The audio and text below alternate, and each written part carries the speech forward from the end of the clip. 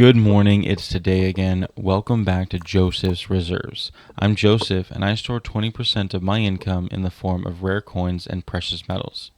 Have you ever noticed that most silver discussions focus on price? People ask, what's the cheapest silver? What's the most liquid silver? What's the best silver to stack?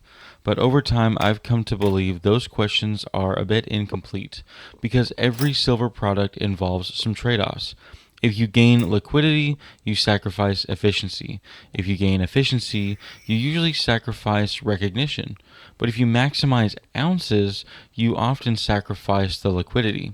And once I start looking at silver through that lens, I realize that most silver products fall into four categories: high liquidity, high efficiency, a middle ground, and extreme volume.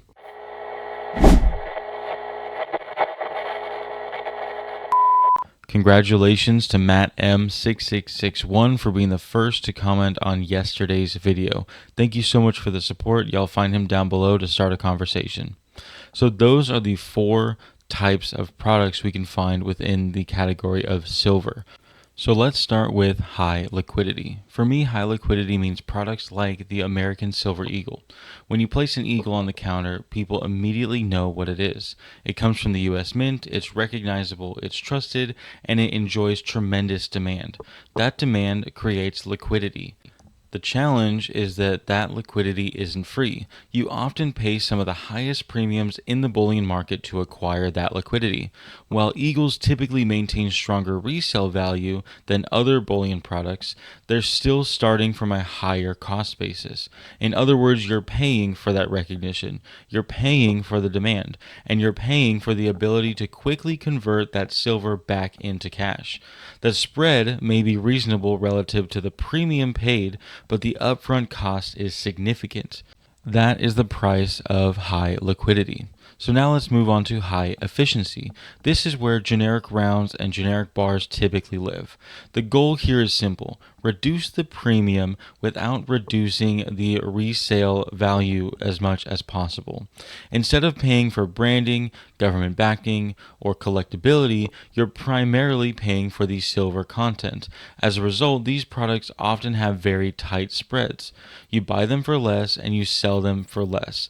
The difference between the buy and sell price is often surprisingly close. The downside is recognition. A generic round isn't instantly recognized to everyone. A dealer will know exactly what it is, an experienced stacker will know exactly what it is, but the average buyer doesn't always have the same confidence they have with an American Silver Eagle. So high efficiency sacrifices some of that liquidity in exchange for lower acquisition costs. Then we arrive to what I call the middle ground. For me, this category includes coins like the Canadian Maple Leafs. The Maple Leafs occupy a very interesting position. They're sovereign bullion, they're globally recognized, and they're highly respected. They often carry much lower premiums than American Silver Eagles. What makes them interesting is that they frequently maintain a spread that is very close, similar to generic bullion. The difference isn't necessarily the spread, the difference is the entry cost. You're paying a little bit more to acquire them, but in exchange, you're getting stronger recognition and stronger liquidity. They're not as liquid as Eagles, and they're also not as cheap as generics, but they sit comfortably between the two, which is exactly why I like them. They're a compromise, a balance between efficiency and liquidity. Now let's move on to extreme volume. Today, that category is dominated by 90% silver. Constitutional silver, junk silver, whatever term you prefer.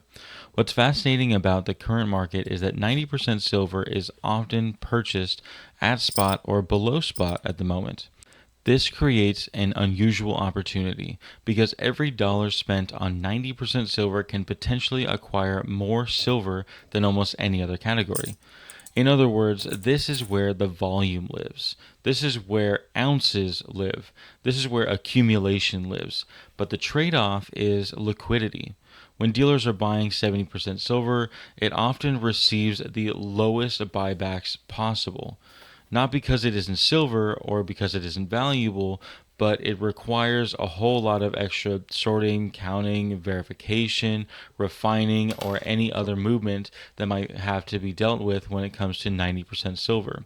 As a result, this 90% silver is frequently experiencing lower resale prices than other products, and because of that, some stackers have completely stopped buying it altogether. So, why own it? Because volume matters. If you're acquiring significantly more silver on the front end, then the additional ounces can sometimes compensate for receiving less on the back end. You're going to be sacrificing liquidity and convenience, but you potentially gain ounces, lots of ounces. And at the end of the day, every category is solving a different problem. High liquidity prioritizes recognition, high efficiency prioritizes spread, the middle ground balances between the two, and extreme volume prioritizes ounces. None of them are perfect, none of them are wrong. They are simply different tools designed for different objectives. Once I stopped asking which silver is best and started asking what role each type of silver can play, my stacking strategy became much easier to understand. Now, before I wrap this up, I want to make something very clear. This is not financial advice. I'm not telling you what silver to buy. I'm not telling you what percentage of your stack should be eagles, generics, maples, or 90% silver. And I'm certainly not saying that my approach is the right approach for everyone. Every stacker has different goals, different budgets, different circumstances, different reasons for owning precious metals in the first place. What works for me may not work for you. But after spending years buying, selling, trading, and studying different forms of silver, I've come to one conclusion. You don't want to just choose one category. You want exposure in all four. You want some high liquidity silver because there's value in recognition. There's value in knowing that almost anyone in the precious metals community immediately understands what they're looking at. You want some high efficiency silver because that spread and low cost to accumulate really does matter. And you want some middle ground silver because it provides a balance between that efficiency and liquidity. You're going to want some extreme volume silver because sometimes the best way to build a large position is simply to acquire as much silver as possible for the lowest amount of money possible. Each category has its strengths and each category has its weaknesses. Each category solves a different problem. The longer I've been stacking, the more I've realized that I don't need one silver product to do everything. I don't need eagles to act like generics. I don't need generics to act like constitutional silver. And I don't need 90% silver to behave like maple leafs. I simply need each category to perform the job that it was designed to perform. For me, that's the real lesson. Not which silver is best, but understanding which role each type of silver can play inside of the larger strategy. Because when you stop thinking in terms of best and start thinking in terms of purpose, the entire conversation changes. So, while I would never tell someone to copy my stack, I can tell you this. My plan is to continue owning all four. Not because they're the same, but because they're different. And in those differences, I think there's a lot of strength. So if you like this video, make sure to give it a thumbs up. Go into the comment section to start a conversation or continue one. Share the video with someone you think may like it and subscribe if you haven't already. To my long-term subscribers, thank you so much for your continual support. And as always, make sure you check out my website, josephsreserves.com, for merchandise, coffee, and zip-up bags to store your silver in. But most of all, thank you so much for watching. And just remember, every ounce adds up. So no matter how small, just keep stacking.